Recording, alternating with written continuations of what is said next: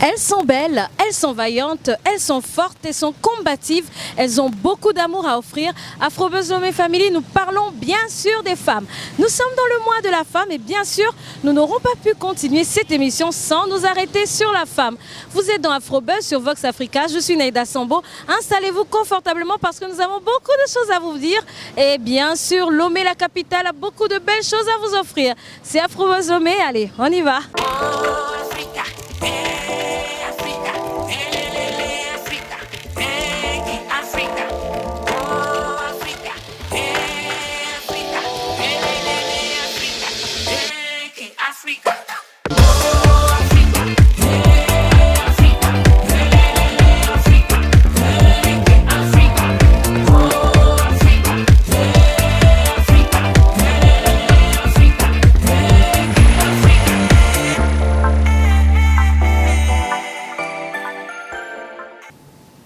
Afrobuzz Lomé Family, parlons de ce qui va se passer aujourd'hui.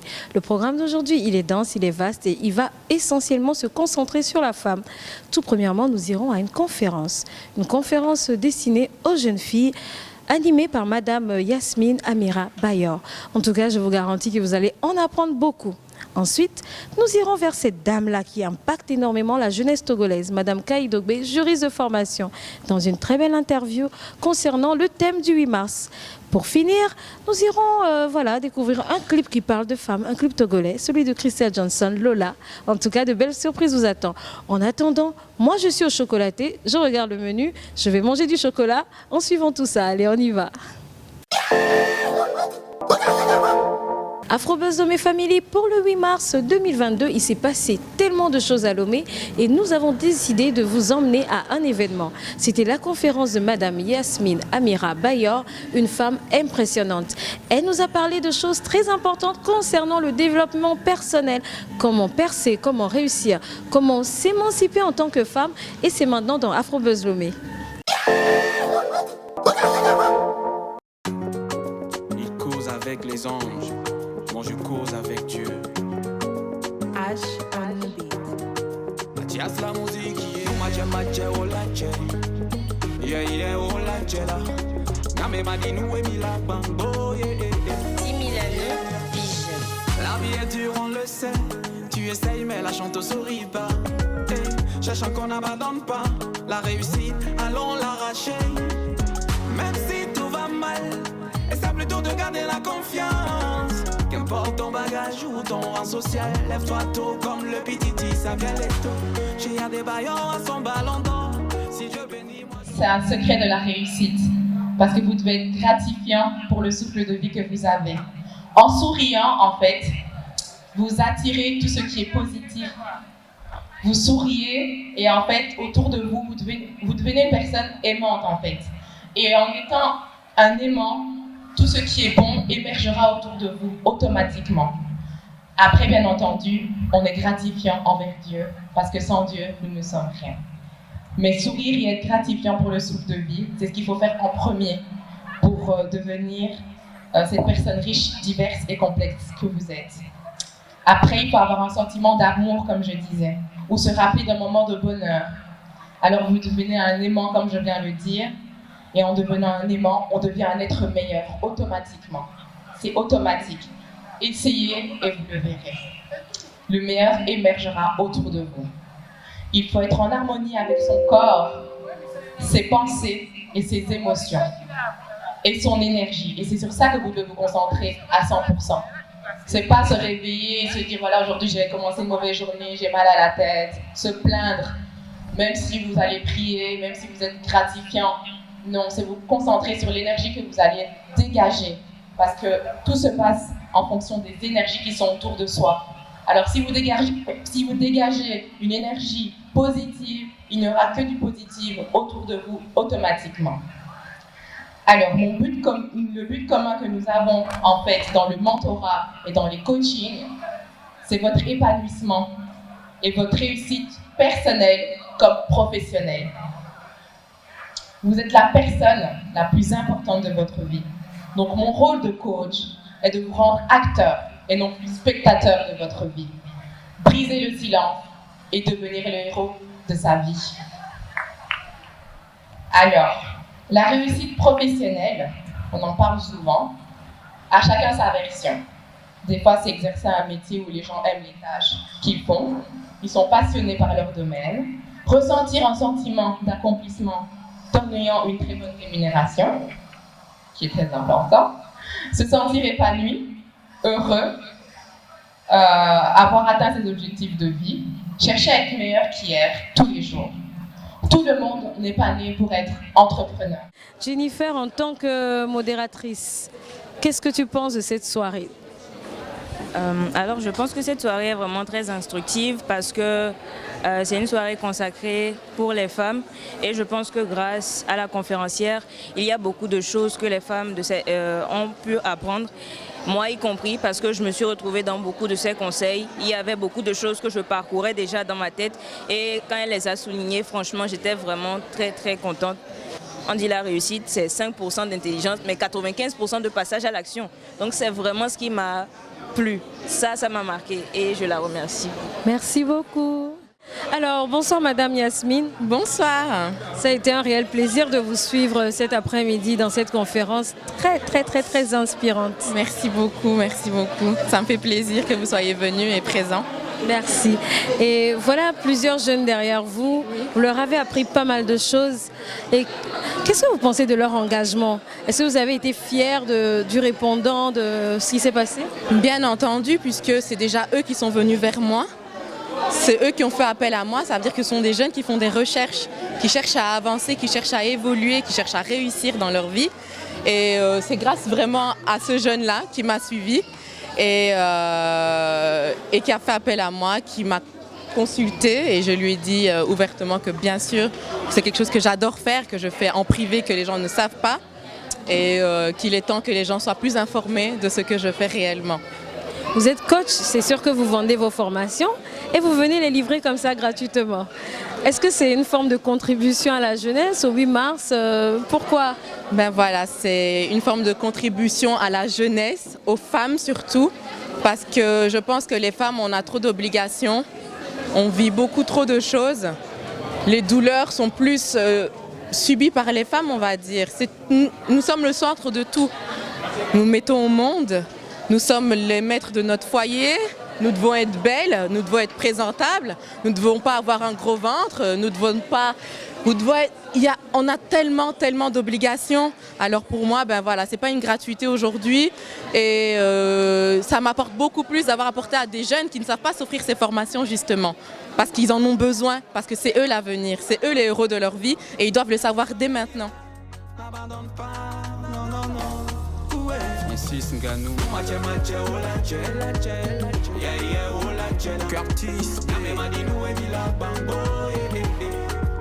Maxime Tokwevi Cyril T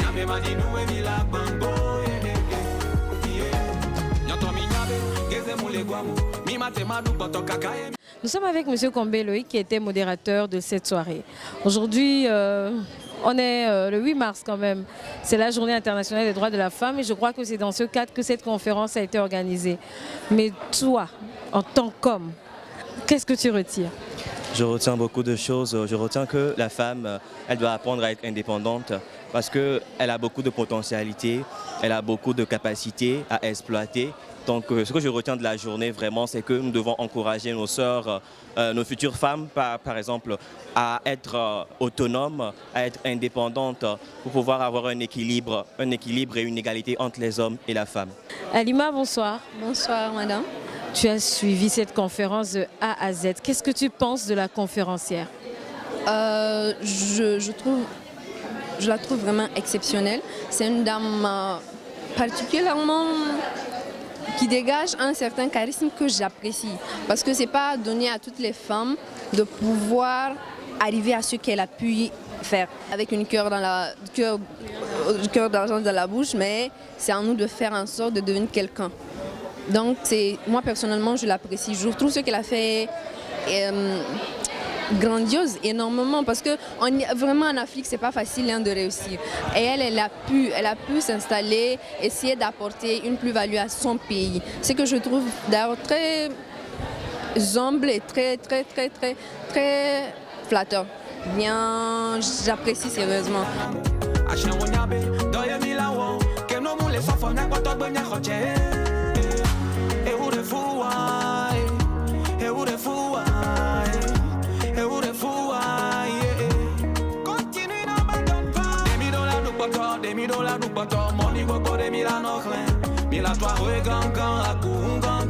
Solo de cultiver avec les millions, la rouler de belles voitures contre une belle maison. Car pas qu'on doit va la chercher, tu la mérites. Matché, matché, oh la tché, tché, bidike, yeah, yeah, oh la tché. Y'a mani, nous et la bambo, Scovic, premier. Nous matché, matché, oh la tché, yeah, yeah, oh la tché. Sidonie, Y'a mani, nous et la bambo. Elle a répondu à vos attentes ce soir avec tout ce qu'elle nous a enseigné. Ah oui, d'abord par rapport à sa personnalité, en la contactant, je me suis dit est-ce qu'elle va accepter et tout. Mais quand je l'ai côtoyée de plus près, avec tout ce qu'elle m'a raconté d'elle, ses expériences et tout, c'est une personne assez humble. Et elle a décidé d'abord de dégager son horaire et laisser son travail, de venir ici pour les étudiants. C'est tellement gratifiant. Donc pour ça, d'abord, je la remercie. Et en plus de cela, elle a eu le temps de préparer vraiment ce qu'elle voulait faire aux étudiants et tout. Et elle a pu faire ce qu'elle a voulu. Donc pour moi, je suis très fier de l'avoir vue ici. Et par rapport au programme total, je suis très content de cela. Merci beaucoup. De rien, merci à vous aussi.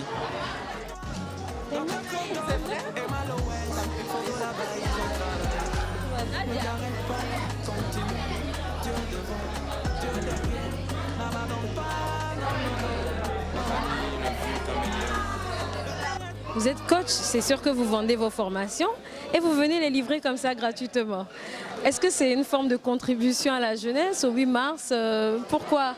Ben voilà, c'est une forme de contribution à la jeunesse, aux femmes surtout, parce que je pense que les femmes, on a trop d'obligations, on vit beaucoup trop de choses. Les douleurs sont plus subies par les femmes, on va dire. Nous sommes le centre de tout. Alors pour moi, ben voilà, c'est pas une gratuité aujourd'hui et ça m'apporte beaucoup plus d'avoir apporté à des jeunes qui ne savent pas s'offrir ces formations justement. Parce qu'ils en ont besoin, parce que c'est eux l'avenir, c'est eux les héros de leur vie et ils doivent le savoir dès maintenant. Belle, intelligente. Je vais dire deux choses. Amazing, awesome. Tu vas aller en anglais. Qui d'autre a un adjectif? Elle est sublime. Sublime, magnifique. Qui d'autre a un adjectif? Elle est impressionnante. Impressionnante. Qui d'autre a un... Elle est simplement waouh. Simplement waouh, ouais.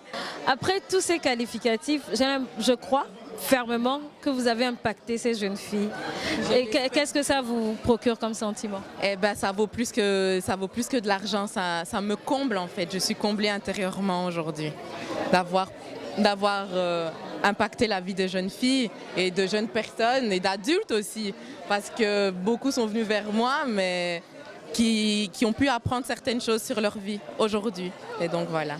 Afrobuzz Lomé Family, nous sommes à la fin de cette spéciale conférence avec Madame Yasmine Amira Bayor. J'espère que vous avez été autant inspirés que nous l'avons été. Elle nous a impactés et c'est une femme battante. Heureuse célébration du 8 mars, même s'il est passé, même s'il est actuel ou même s'il reviendra l'année prochaine. On continue à célébrer vraiment les victoires acquises dans les droits de la femme 365 jours sur 365. En tout cas, restez calés avec nous parce que de belles choses arrivent. On est dans Afrobuzz Lomé. La famille du buzz à la togolaise, aujourd'hui nous recevons une dame très inspirante, Madame Kai Dogbe. Elle est juriste de formation mais très impliquée dans la culture et dans la mode. Et pour ne même pas trop en dire sur elle, c'est une véritable icône de la mode ici au Togo. Madame Kai Dogbe, bonjour. Bonjour Naïda. Comment vous vous portez? Je me porte comme un charme. Et je me permets... Oui. Et merci pour l'opportunité que vous m'offrez aujourd'hui. Je suis toute contente que vous ayez accepté l'invitation et je profite pour dire que vous êtes magnifiquement habillée. Merci, merci. Oui, vous êtes vraiment une icône de la mode ici au Togo. Merci, merci. Naïda. Alors, vous êtes très, très impressionnante de par vos activités, mais vous êtes également un modèle pour pas mal de jeunes femmes ici au Togo. Et vous êtes beaucoup, beaucoup impliquée également dans la promotion de la jeune femme. Selon vous, aujourd'hui, c'est quoi l'état des lieux dans l'évolution des jeunes femmes par rapport à tous ces thèmes de 8 mars qu'on connaît au fil des ans? Je suis très optimiste quant à la situation de la femme togolaise, parce que nous venons de très loin. Nous venons de très loin et aujourd'hui, le gouvernement togolais, le chef de l'État a donné le ton en nommant des femmes à des instants de décision, comme le poste de Premier ministre, le poste de la présidence de l'Assemblée nationale. Mais il y a d'autres femmes qui sont un peu plus cachées, comme Madame Chamdja, que je cite souvent comme référence, qui est la directrice de la nationalité. Il y a Madame Awanana Daboya, qui est médiateur de la République. Ce sont nos fiertés togolaises et on peut en citer encore d'ici, on restera ici toute la journée. Donc je crois qu'on vient de loin. Et c'est à encourager, c'est à féliciter, quand bien même il y a toujours un travail de fond à faire. Il y a encore des paramètres qui font que la femme togolaise n'est pas encore révélée à son potentiel à 100%. D'accord. Et on va directement aller au thème de ce 8 mars 2022. Journée de la femme qui dit l'égalité aujourd'hui pour un avenir durable. Selon vous, qu'est-ce que nous devons comprendre de ce thème-là? Merci Naïda. Tout d'abord, il y a un amalgame autour de tout ce qui est genre. Quand on parle d'égalité genre, ce n'est pas que l'homme et la femme sont égaux, bien sont les mêmes. On parle de la différenciation qui ne doit plus y avoir lorsqu'il s'agit d'hommes ou de femmes. Tout ce qui a trait aux accès, que ce soit l'accès à la terre, l'accès à l'énergie, l'accès à l'économie, l'accès aux services sociaux de base, l'accès à la santé ou bien encore l'accès au numérique, il faudrait qu'il n'y ait pas de rupture d'égalité. Mais tous ces paramètres, est-ce que c'est réellement atteignable? Est-ce que ce n'est pas utopique, cette notion d'égalité? Déjà qu'elle est très mal comprise par plusieurs personnes, mais est-ce que c'est atteignable, à vrai dire? C'est surtout parce qu'elle est très mal comprise qu'on a du mal à l'atteindre. Mais je dirais que c'est un travail de longue haleine. C'est un travail de longue haleine. Et on ne peut pas, c'est vrai qu'il y a des horizons qu'on se fixe, mais c'est du vrai boulot. Et c'est parce que la notion est mal comprise qu'on a du mal aussi à atteindre nos objectifs. Un homme qui arrive à comprendre que si sa femme travaille, c'est plutôt un bonheur pour lui, nous fera avancer, que celui qui va préférer garder sa femme à la maison pour dire « Toi, tu es femme au foyer, tu es là, tu dois t'occuper de la cuisine, des enfants, et tu n'as pas ton mot à dire, c'est moi le chef du foyer. » Et j'aimerais venir un peu à votre parcours. Je sais que vous êtes juriste de formation. Quel a été le plus grand défi que vous avez eu à relever en tant que femme? Vous venez de donner la réponse. Mon plus grand défi, c'est de me remettre à l'école. Après avoir fait une dizaine d'années d'expérience professionnelle, c'est de me remettre à l'école, de reprendre en première année parce que j'ai commencé mon cursus avec une licence professionnelle en secrétariat de direction que j'ai eue dans la plus prestigieuse école supérieure de secrétariat de direction, aujourd'hui ESAD à l'université de Lomé. À l'époque, c'était l'université de Bénin.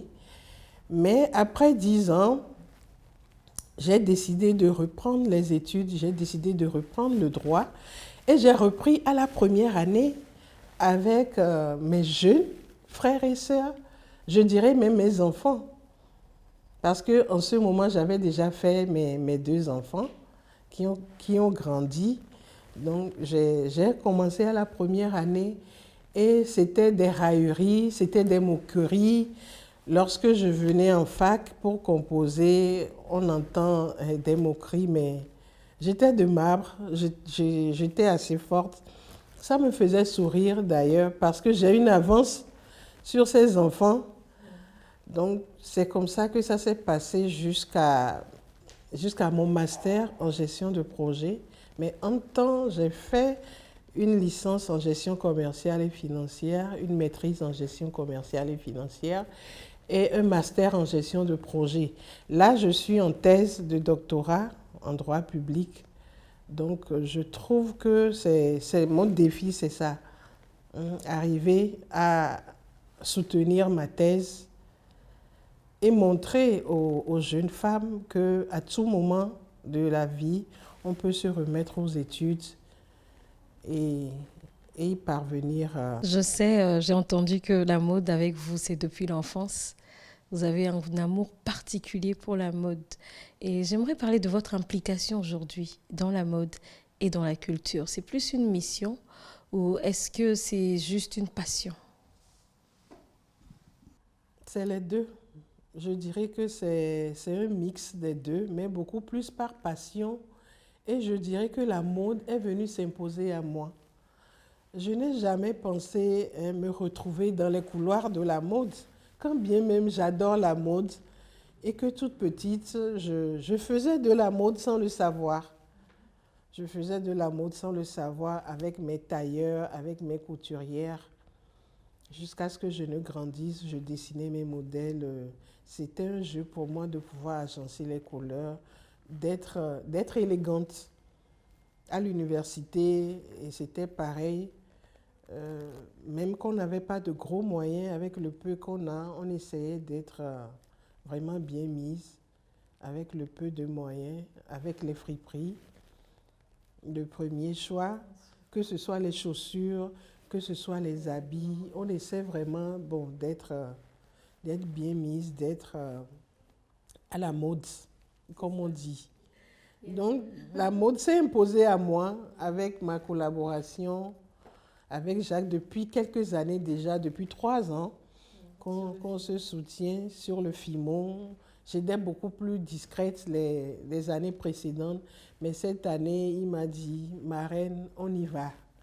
Et j'ai accepté du coup, et c'était une aventure palpitante, une aventure exaltante. Il y a une question que je pose toujours à tous nos invités dans Afrobuzz. Quel est votre plat togolais préféré? Je dirais la pâte. La pâte de maïs ou de mil avec la sauce adémé. Combien de pièces? Ça dépend. Hein. Des fois, les 1 pièce sont aussi très succulentes. Ouais. Si la personne a la main, le adémé avec du poisson fumé à Kbala, c'est un pur bonheur. Maintenant, 3, 4, 5, 6 pièces, pourquoi pas? Au 8 mars, est-ce que vous pensez que la femme togolaise ou la femme africaine est vraiment prête à ce changement, à tout cet engouement autour? Est-ce qu'elles comprennent vraiment ce dont il est question? Je dirais une partie de la femme africaine est prête. Et on le voit aujourd'hui dans l'engagement de nos jeunes sœurs, aujourd'hui pour la cause féminine, pour la lutte, pour les droits des femmes. Mais il y a une partie de la femme togolaise qui n'est pas encore prête. Parce que tout dépend de l'environnement dans lequel on grandit, dans l'environnement dans lequel on a appris à se développer. Je crois que cette lutte, ça doit commencer dès la maternelle. Le gouvernement le fait bien en instituant la gratuité de l'école. Donc je crois que dans les années à venir, on va commencer à voir l'impact de toutes ces mesures dans la vie des femmes togolaises. Merci beaucoup, Madame Kaïdogwe, pour cette interview. C'est moi qui vous remercie.